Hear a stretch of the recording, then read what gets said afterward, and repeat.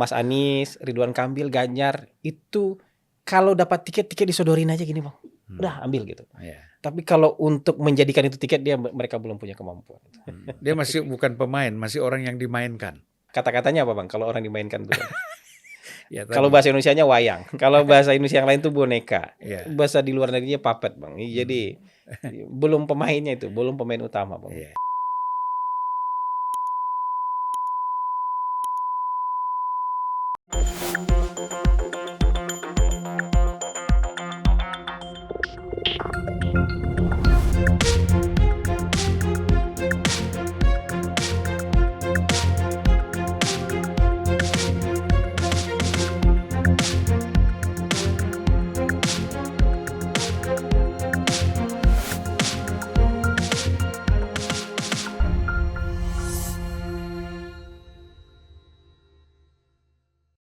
Persoalan ini peta partai politik saat ini ya, sampai menjelang pemilu itu kira-kira bagaimana dalam pandangan Hasan Nasbi ini? Kalau nanti sistemnya tertutup bang, itu partai mungkin tinggal 5, 6 atau maksimal 7 aja di parlemen. Kalau sistemnya tertutup. Ya. Jadi kalau abang baca hasil survei hari ini dari lembaga-lembaga yang dianggap kredibel, itu semuanya hasil proporsional tertutup. Itu ya. Proporsional tertutup kayak gitu hasilnya. Karena survei hanya bisa memotret hasil partai dalam keadaan sistem proporsional tertutup. Karena nggak ada nama caleg yang kita uji di sana. Ya. Logo partai aja. Itu berarti itu brand partai aja itu. Dan orang hanya mencoblos partai yang dia kenal, yang selama ini dia kenal. Yang kenal dan dekat dengan dia. Nah, kalau dengan sistem proporsional terbuka, itu survei pasti meleset, Pak. Kenapa? Ada kerja caleg di sana. Begitu caleg udah kerja, hasilnya bisa beda jauh. Nasdem itu kalau disurvei dengan proporsional tertutup 4,5. Tapi kalau sudah kerja calegnya, karena banyak yang bagus calegnya, bisa 10% dia. Gitu. Oleh karena itu banyak partai yang tidak setuju dengan proporsional tertutup. Ya. Gitu. Jadi petanya itu sebagian besar partai tidak setuju dengan sistem proporsional tertutup. Kenapa? Mereka mengandalkan kerja caleg. Karena brand partainya nggak kuat. Hanya satu partai menurut saya yang diuntungkan dengan sistem proporsional tertutup. PDIP. Jadi kalau dengan sistem proporsional tertutup itu bang, PDIP itu 25 sampai 28 bang. Itu angka diperoleh saya akan segitu. Kan hasil survei segitu. Ya bisa kembali kepada tahun 99 jangan-jangan ya. Di atas 30. Itu kan 99 itu 33 dia. 33% ya. 33%. 153 kursi. 33%. Nah, gitu. kalau PDIP dengan terbuka tuh calegnya agak kurang canggih PDIP bang. Mohon maaf aja. Memang dia disurvei 25%, begitu dengan tempur dengan sistem proporsional terbuka 19% dia kuatnya cuma. Udah 2 kali pemilu atau begitu. Maksimal 20% ya. Iya, kan 19% terakhir ya. 19,3. 18,7, 19,3. Jadi kayak gitu 19%. Gitu. Jadi caleg itu kecanggihan caleg, kemampuan caleg menentukan perolehan partai ketika proporsional terbuka. Kenapa? Caleg itu terdorong untuk mencari suara karena dia punya peluang yang sama untuk terpilih dengan semua calon yang lain. Tapi kalau dengan sistem proporsional tertutup, caleg nggak akan kerja kan? Ngapain saya kerja? Karena yang terpilih kan nanti nomor urut 1, nomor urut 2. Ya. Kalau saya nomor urut 3 udah pasti saya nggak kepilih kan gitu. Jadi ngapain saya kerja gitu. Tetapi kan apakah ada kemungkinan atau satu kepastian seolah-olah kan sistem terbuka itu membuat lemahnya parlemen kita karena calon hanya mengandalkan popularitas tapi tidak dengan kualitas. Sementara tertutup itu diharapkan lebih mengutamakan kualitas. Ini gimana? Tapi kan itu bukan problem sistem menurut saya bang, itu problem partainya bang. Jadi kalau partai khawatir bahwa nanti caleg DPR isinya artis-artis saja, orang-orang terkenal ya nggak usah calonkan orang itu, kan gitu. Kan sebenarnya juga bisa di dalam sistem proporsional tertutup yang dikasih nomor 1 anak, kemenakan, adik. Bukan orang terkenal tapi juga nggak ada bermutu kan bisa juga begitu. Bisa juga. Kan bisa juga begitu. Anak, ponakan, adik, istri, taruh nomor 1 semua. Bisa sama-sama nggak bermutunya menurut saya. Ya. Kayak gitu. Jadi itu bukan problem sistem itu tapi problem partainya. Partai untuk mendapatkan kursi ngejar artis. Iya wajar kalau isinya artis semua. Tapi kalau dalam pikirannya saya cari orang yang bisa ngumpulin suara aja, bukan artis, tapi bisa kerja politik. Supaya nanti di DPR-nya dia juga bisa legitimasinya kuat, dia juga bisa bekerja. Tapi ada Gitu. problem begini ya. Itu tadi satu sisi bahaya sekali kalau misalnya proporsional tertutup ini hanya untuk mengejar KKN-nya ya, Iya.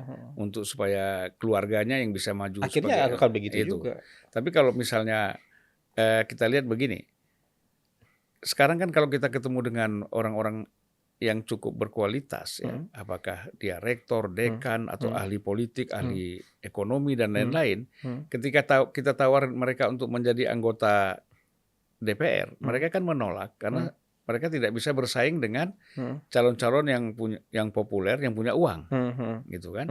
Oleh karena itu mereka tidak bersedia.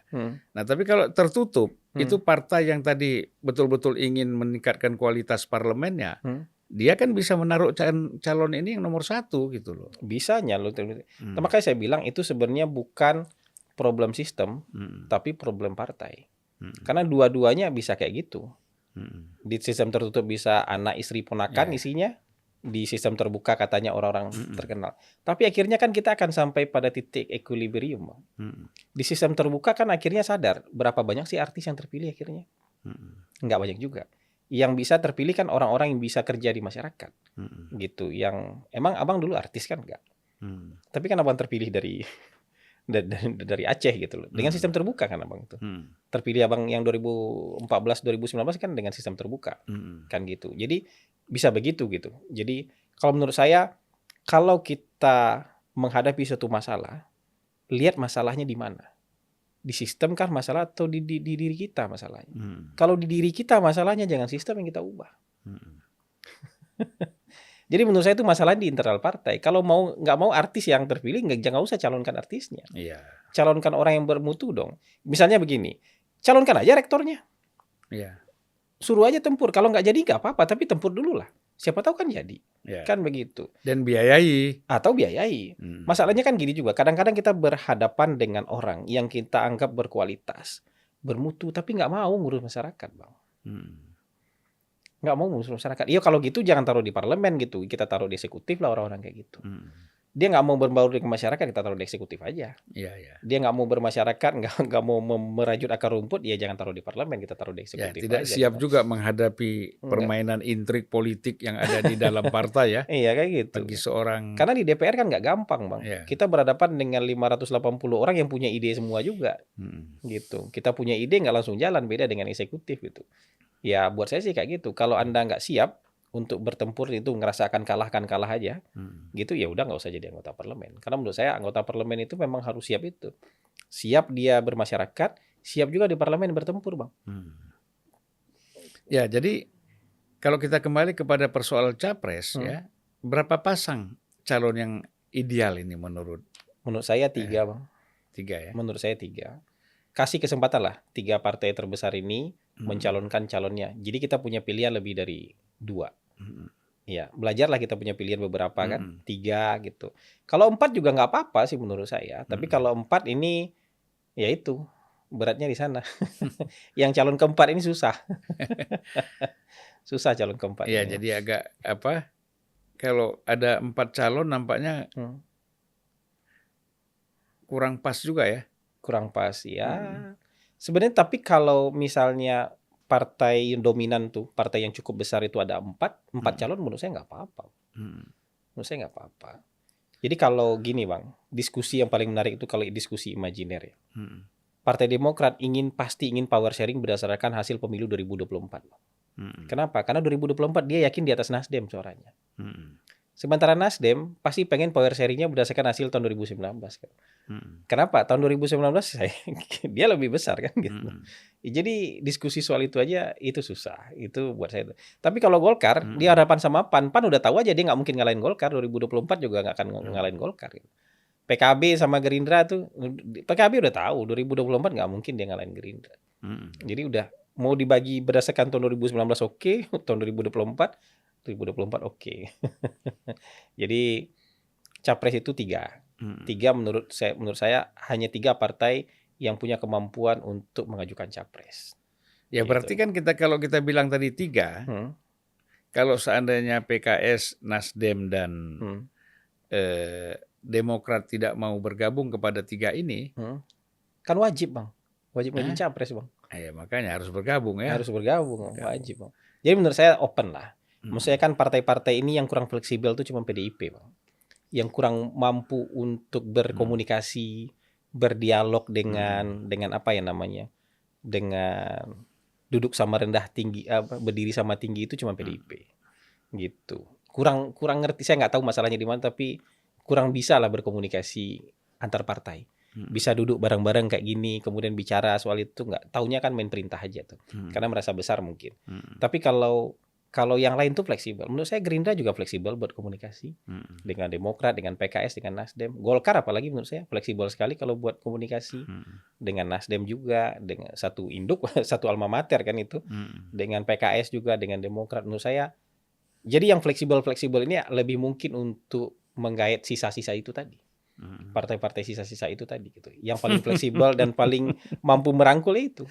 Gitu. Waduh, gak enak juga ini kalau 3 partai itu dibilang pasar sisa ya. Ya menurut saya ya fair aja kalau di politik kita bilang itu ini Bang. Ya, ini kan ya yang di tengah-tengah kan nggak mungkin jadi ketua lah Bang. Susah lah itu Bang. Nah kalau kita lihat salah satu hasil survei mengatakan yang bisa mengambil suara Anies ini adalah Ridwan Kamil. Ya, jadi suara Anies itu bisa diambil oleh Ridwan Kamil. Nah kira-kira peluang Ridwan Kamil ini kalau kita bicara 3 apa istilahnya tadi? 3 ketua kelas. 3 ketua kelas ini, Ridwan Kamil bisa masuk nggak ya? Kalau kita ngelihat sejauh ini dari simulasi beberapa survei, bahkan ketika nama Ridwan Kamil dimasukkan misalnya, dia memang bisa, tapi kan nggak sedominan misalnya 3 calon yang lain. Jadi misalnya begini, kalau 3 calon ini Bang, sebenarnya memang kalau saya melihat Pak Prabowo yang paling besar peluangnya. Jadi kalau misalnya second round, 2 putaran ini, Pak Prabowo pasti selalu masuk putaran kedua. Pak Prabowo pasti selalu masuk putaran kedua. Dan di putaran kedua dia menang head to head. Jadi pendukungnya Anies itu sebagian besar nggak rela untuk mendukung Ganjar di putaran kedua. Pilihannya adalah antara mereka abstain atau mereka mendukung Pak Prabowo. Begitu juga pendukung Ganjar. Kalau Ganjar nggak masuk putaran kedua, kita simulasikan Ganjar nggak masuk putaran kedua nih, dia nggak rela dukung Anies Bang. Pendukung Ganjar nggak rela dukung Anies. Dia lebih mungkin kalau nggak di abstain, dia mendukung Pak Prabowo. Jadi yang paling diuntungkan di sisanya ini memang Pak Prabowo. Kan pertanyaannya itu aja sebenarnya sekarang. Jadi bisa sampai 50% apa enggak? Ini kembali lagi saya ingat ketika kita masih Pilpres itu melalui parlemen ya. Nah itu kan kita lihat itu poros tengah tuh. Jadi ada swing voter ya. Swing voters. Di situ kan ada swingnya. Swingnya itu kan PKB. Makanya Gus Dur menang lawan Megawati. Karena kelompok apa dulu yang poros tengah namanya Bang. Poros tengah ya, Irama Suka. Iya, Irama Suka. Poros tengah itu kan ke Gus Dur. Kemudian yang nasionalis ke Mega. Tapi swing voternya kan PKB. yang makanya bisa. di situ. Disitulah Amin Rais tidak berani maju sebagai capres. Kemudian siapa lagi? Yusril. Kalau Yusril berani tapi dia mundur ya. Tapi kan sebenarnya prioritas pertama Pak Habibie itu kan Amin Rais. Tapi Amin Rais sudah baca, dia nggak bisa kendalikan swing voter ini, pasti kalah gitu. Kalau Amin yang maju, PKB-nya ke merah, ke PDIP. Itu. Nah, jadi ya benar kayak gitu juga permainnya kayak situasi. Gitu. Nah, kalau Abang tanya Ridwan Kamil belum sekuat itu, belum sekuat itu. Dan kalau Ridwan Kamil jadi capres, kemampuan untuk menyatukan partai-partai itu kan juga lagi-lagi. Syarat pertama menurut saya itu Bang, leadership itu bukan leadership ke publik, tapi leadership elit. Mampu nggak menyatukan partai, mampu nggak membuat elit-elit itu duduk tanda tangan buat dia. Mampu nggak dia bagi kue ini, masih imajiner nih kue, tapi dia udah bagi seolah-olah nyata nih kepada elit-elit ini. Mampu nggak dia fasilitasi elit ini punya akses yang sama untuk pembiayaan misalnya. Itu leadership pertama menurut saya supaya orang itu bisa dapat tiket. Kalau yang lain-lainnya kemampuan joget akrobat-akrobat itu dibutuhkan setelah dia punya tiket. Kalau enggak ya dia cuma sekedar terkenal aja Bang. Terkenal, elektabilitas tinggi tapi kemampuan untuk dapat tiketnya nggak ada. Nah, saya belum melihat Ridwan Kamil sampai di level itu. Dia belum sampai pada tingkat lobbyis. Belum sampai di tingkat itu. Ya, dia Jadi masih Mas Anies, Ridwan Kamil, Ganjar itu kalau dapat tiket disodorin aja gini Bang. Udah ambil gitu. ya. Tapi kalau untuk menjadikan itu tiket mereka belum punya kemampuan. Kecuali dapat hadiah lah Bang. Saya kasih hadiah lah, kita udah pusing nih kasih kamu hadiah. Nah, itu bisa itu. Jadi levelnya beda belum, sama level Prabowo atau Megawati ya. lebih beda level. Beda levelnya ya. Ya sudahlah kalau Abang paham lah. ya. Levelingnya itu abang paham lah. Ini kira-kira orang ini bisa Ya. membungkus apa enggak kan gitu. Dia masih bukan pemain, masih orang yang dimainkan. Nah, itu kan kata-katanya apa Bang kalau orang dimainkan itu? Ya, Kalau bahasa Indonesianya wayang. Kalau bahasa Indonesia yang lain tuh boneka. Ya. Bahasa di luar negerinya puppet Bang. Jadi belum pemainnya itu, belum pemain utama Bang. Ya. Belum orang yang berunding sama dia. Gitu ya. Dia dirundingkan Bang. Aduh, dia menjadi tawaran ya, barang ya, yang ditawarkan. Komoditi aja. Komoditi. Oke. Menarik itu. Iya. Jadi seandainya ya, ini kita kan berandai-andai. Iya, politik ini salah satunya kan berandai-andai. Iya. Anies maju. Ya kan? Kemudian Prabowo maju, Ganjar maju. Yang pas untuk menjadi cawapresnya itu siapa? Misalnya untuk Anies itu siapa sih sebenarnya yang cocok? Yang membuat dia kira-kira kemungkinan bisa menang kan gitu. Ya Anies, AHY, Anies Khofifah itu sama-sama bagus ya menurut saya. Dia berada di ceruk yang orang bilang ceruk AHY sama persis dengan Anies. Sebenarnya enggak. Itu berada di dua ceruk yang berbeda. Tapi AHY dengan Khofifah itu juga berbeda ceruk masanya. Kalau orang bilang Anies AHY itu jeruk makan jeruk, pemilih AHY udah pemilih Anies juga. Tapi menurut saya di balik AHY itu ada SBY. Iya. Jadi kita juga harus hitung faktor SBY. Jadi itu sama-sama bagusnya. Tapi di survei kita dia nggak bisa nembus angka tinggi-tinggi sampai 40-an itu nggak bisa. Gitu. Jadi 30-an oke lah ada. Nah, kalau itu yang terbaik berdua lah. Tapi kalau dengan AHY kan tiket lebih aman. Karena ada dia ketua partai kayak gitu. Kalau dengan Khofifah kan tiket berunding lagi nih. buat tiket dia berunding lagi. Kalau Mas Ganjar itu ya dia bisa dengan banyak orang. Dengan Khofifah juga bagus. Ridwan Kamil bisa. Dengan Ridwan Kamil bisa kayak gitu, dia bisa begitu. Tapi kita kan nggak pernah juga bikin simulasi Ganjar AHY, nggak pernah kita. Kan maksudnya kita membayangkannya nggak mungkin, jauh sekali ya. Nah, Pak Prabowo itu sebenarnya angkanya bagus-bagus juga, dengan Caimin bagus, dengan Erick Thohir bagus, dengan Pak Erlangga bagus, dengan Ibu Khofifah bagus, hampir sama aja bagusnya. Jadi Pak Prabowo itu memang udah berdiri sendiri lebih kuat. Jadi dia dicalonkan dengan siapapun itu bagus-bagus aja semuanya. Gitu. Ya kalau ini kan gini, kalau yang lain-lain kan kita lihat itu sebagai para politisi ya. Tapi Erick ini kan boleh latar belakang pengusaha ya. Artinya kan dengan Prabowo dengan Erick itu bisa tinggi juga surveinya. Tetap tinggi. Itu faktor Erick itu besar ya menentukan. Bukan faktor Eriknya, cuman orang ngelihat aja, oh ini menarik nih gitu. Prabowo Erik kan kelihatan kombinasinya aja gitu. Sama juga kan orang meremehkan Prabowo Caimin, Bang. Dari hasil survei Prabowo Caimin tuh bagus, Bang. Iya. Jadi Caimin kontroversial segala macam, tapi orang NU ngelihat ada orang NU jadi cawapres, ya pasti ada yang dukung lah kan gitu. Daripada pilih yang lain. Pak Erik juga ngelihat, wah ini fresh lagi nih, beda segmen lagi nih, anak-anak muda, entrepreneur, wira swasta cilik. Oh, ini fresh juga ini kan begitu. Agak sedikit berhasil moles-moles BUMN ya kan. Gitu. Jadi orang lihat ini sebagai sebuah pasangan yang menarik aja gitu. Tapi menurut saya itu lebih ke kekuatan Pak Prabowo. Digabung dengan Ibu Khofifah dapat lagi justifikasinya. Oh, ini dengan ada perempuan, ada NU, Muslimah segala macam, menarik juga nih. Begitu-begitu Bang lihatnya. Jadi bukan kekuatan yang dibuat sendiri oleh si cawapresnya. Beda kalau Anies yang jadi cawapres. Itu dia bawa kekuatan sendiri. Beda kalau misalnya Ganjar jadi cawapres, dia bawa kekuatan sendiri. Tapi kalau Caimin yang jadi cawapres, Pak Erik jadi cawapres itu bukan bawa kekuatan sendiri, tapi ketika dipasang jadi kelihatan menarik. Gitu loh. Jadi bukan dia bawa kekuatan dia sendiri, tapi ketika digabung dengan Pak Prabowo kelihatan menarik nih gitu. Jadi lebih kayak gitu. Ada warna lain. Ada warna lain. Jadi kelihatan lebih colorful aja ketika mereka menjadi cawapres begitu. Nah, gitu. Tapi kalau sendiri-sendiri nggak bawa orang dia, Bang. Nggak banyak yang dia bisa mereka bawa gitu. Caimin kalau sendiri taruh sendiri jadi cawapres ini nggak banyak gerbong bisa dia bawa. Pak Erik berdiri sendiri jadi cawapres nggak banyak juga gerbong yang bisa dia bawa kan gitu. Jadi memang beda ya faktor leadership yang sangat menentukan ya. Betul. Kalau kita lihat dalam pemilu nanti kan ada berapa partai baru itu 2 ya. Partai Umat. Ada 3 Bang. Ada Partai Buruh. Oh PKN. 4. PKN, Gelora. Oh ya ada 4 sekarang tambah Umat. Partai Buruh sama Partai Umat. Berarti 4. Nah ini peluang partai-partai baru ini untuk masuk parlemen bagaimana? Kalau Partai Gelora itu menurut saya sama kayak anak HMI bikin partai Bang. Kalau anak HMI masuk partai dia kuasai itu partai. Tapi kalau bikin partai sendiri ya gitu-gitu aja Bang.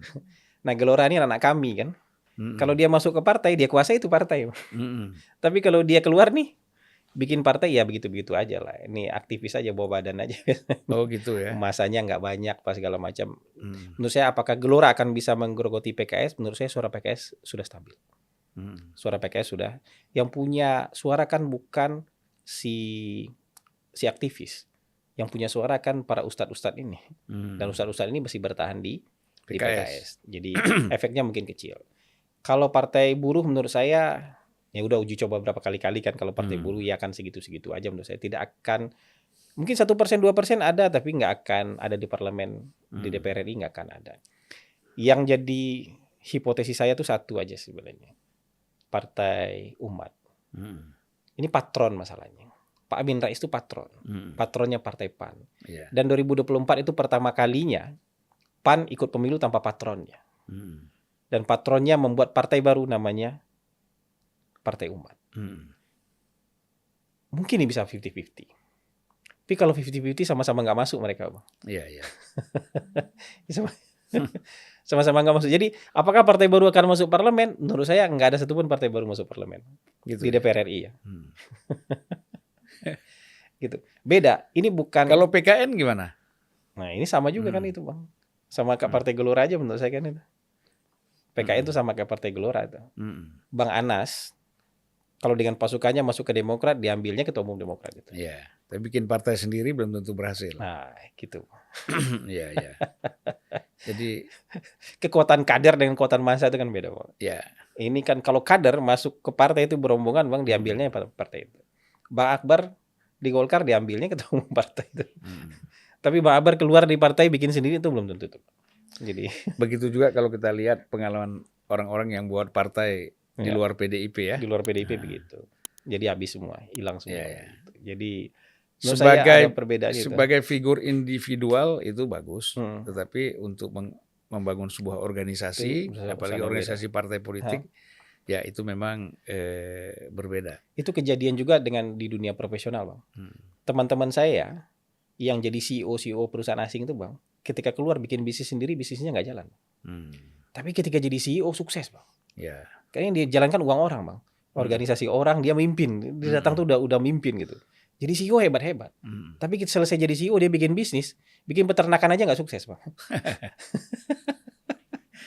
Levelnya udah CEO tuh, bikin peternakan aja nggak sukses. Levelnya udah CEO bikin ternak lele aja nggak sukses gitu. Banyak orang juga kerja di televisi, ya keluar, sukses.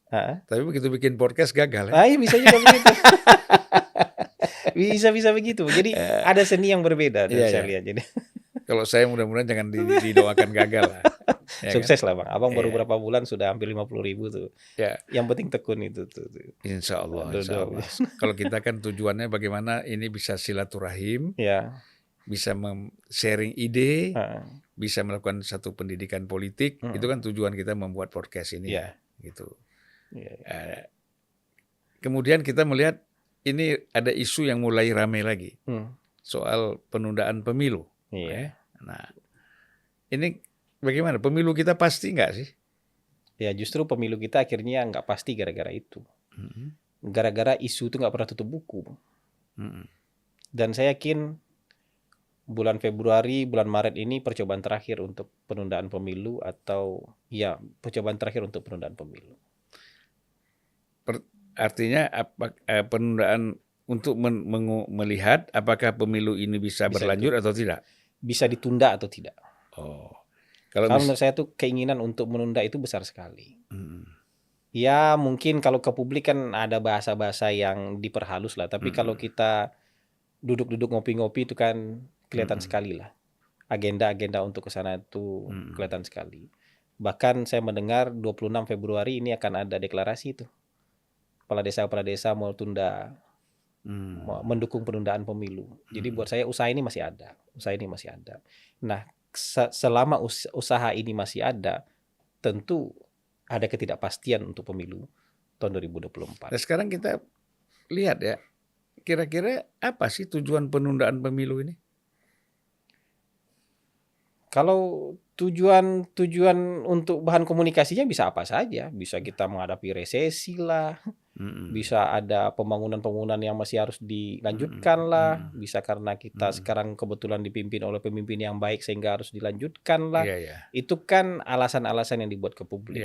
Tapi kalau menurut saya kan, ya ini kan menimpa hampir semua orang yang mau turun, Bang, yang mau berakhir masa jabatannya, Bang. Godaan-godaan ini kan godaan yang akan menimpa hampir semua orang yang mau selesai masa jabatannya. Jadi selalu akan ada yang mengompori, selalu ada yang membujuk, bikin settingan, mau mengusahakan supaya ini. Terutama juga dari kalangan pengusaha-pengusaha besar. Pengusaha-pengusaha besar itu kan, para oligark itu kan juga nggak ingin aksesnya ganti akses lagi, Bang. Akses yang sekarang sudah ada, sudah nyaman aksesnya, masa ganti akses lagi kan gitu. Jalur sekarang sudah pas, ini nanti ganti jalur lagi, mulai dari nol lagi, ganti lagi jalurnya kan gitu. Jadi yang menurut saya itu banyak pihak yang punya keinginan untuk itu. Ganti broker lagi. Ganti apa. Jadi menurut saya ini tuh tapi ini tuh too much. Ini tuh sudah melampaui sesuatu yang dianggap wajar lah. Kalau kita sudah bersepakat kita sistemnya demokrasi, pemilu regulernya sekali 5 tahun, kemudian masa jabatan maksimal itu 2 periode, sudah itu. Karena kalau itu coba diotak-atik, takutnya kan yang bergejolak ini bukan cuma elit nanti. Di tingkat bawahnya gimana? Kan pemilu itu pesta masyarakat, Bang. Pesta seluruh rakyat, Bang. Daya beli kita naik semua loh, Bang. Nggak cuma konsultan politik yang daya belinya naik, Bang. Tapi seluruh masyarakat tuh naik daya belinya. Dan kita belum pernah ada historis bahwa kita tunda pemilu kan? Kita mempercepat pernah. Kalau tunda zaman Orde Baru aja, Bang. Tahun 71 kan tuh ditunda itu, Bang. Tahun 77 ditunda juga itu, Bang. Ada histori penundaan itu ada. Cuman kan kalau zaman-zaman itu mungkin zaman masih bergolak, Bang. Sekarang kan zaman nggak bergolak. Karena periode 66-nya kan. Iya, zaman masih bergolak. Ekonomi juga benar. Pada faktanya ekonomi nggak bagus pada waktu itu. Kita akhirnya pemilu 71 geser 73 ya. Pemilu yang harusnya 69 kan jadi 71. Yang harusnya 76 jadi 77. Kan 71 ke 5 tahun kan harusnya jadi 76. 76 pindah ke 77. Parlemennya 78 terbentuk. Jadi menurut saya kalau sekarang kan nggak ada alasan untuk itu. Benar-benar nggak ada alasan untuk itu menurut saya. Jadi lebih kepada kekhawatiran. Memperpanjang aja, Bang, ingin memperpanjang kekuasaan aja. Itu manusiawi memperpanjang kekuasaan itu, tapi manusiawi juga orang-orang yang lain nggak mau itu gitu. Karena kan kita butuh pergantian kekuasaan, kita butuh sirkulasi elit gitu. Jadi kalau supaya ini suksesinya berjalan damai terus, itu jangan diotak-atik lagi. Karena kalau itu diotak-atik lagi, menurut saya nanti kita bisa balik ke zaman yang lebih buruk daripada yang kita bayangkan. Misalnya gini, chaos misalnya. Walaupun misalnya ada yang bisa datang ke Pak Jokowi, Pak kita jamin aman Pak, kita jamin ini.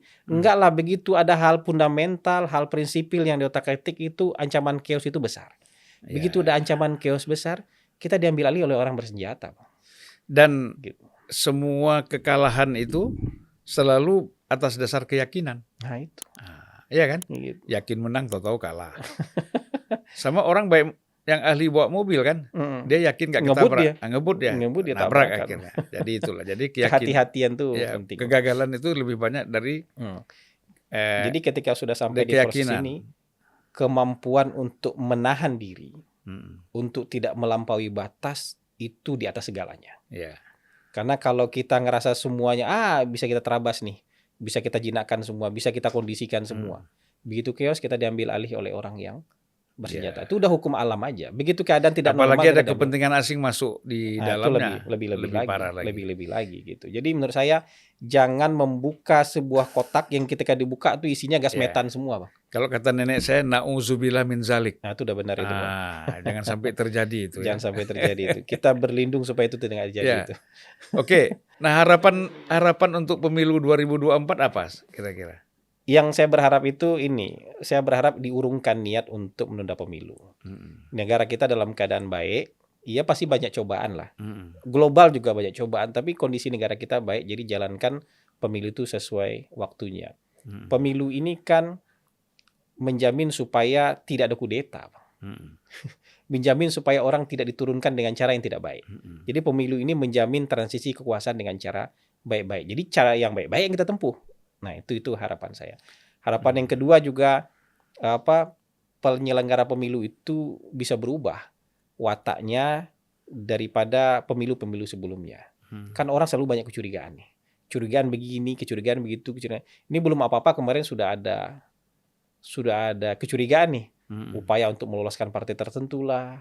Ini kepercayaan terhadap penyelenggara pemilu juga penting. Iya. Karena kalau kepercayaan terhadap penyelenggara pemilu nggak ada, ini apapun hasilnya nanti juga terbengkalai lagi nih, nggak legitimate lagi. Nah ini kan repotnya nanti ya kalau kayak gitu. Tapi bukankah nggak legitimate itu sudah sering terjadi dan gitu. berjalan terus kan? Iya berjalan terus, tapi kan kita perlu naik level, Bang. Perlu naik level kita ini. Gitu. Jadi biasanya nggak legitimate itu di ujung aja, Bang. Ini di pangkal udah nggak legitimate, Bang. Jadi kalau yang kayak gitu-gitu tuh khawatirkan lah. Saya khawatir negara diambil. Orang bilang, wah ini sekarang tentara udah bisa dikuasai kok. Jangan pernah bicara begitu. Gak sesederhana itu lah. Nggak sesederhana itu.